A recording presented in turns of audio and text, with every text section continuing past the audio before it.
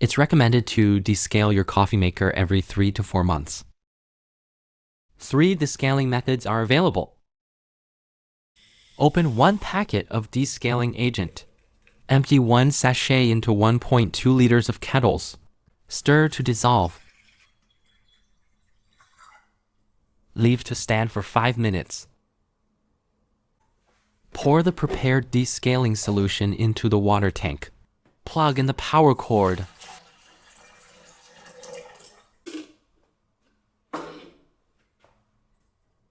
Turn on the machine and let it preheat for 1 minute.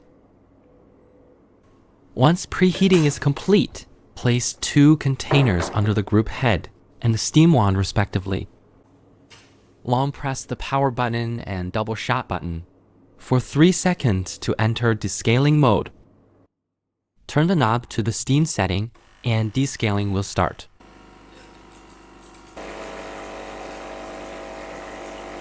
When the hot water stops flowing, clean out the containers and the water tank, refill the water tank with fresh water and repeat the previous steps. When the hot water stops again, descaling is complete.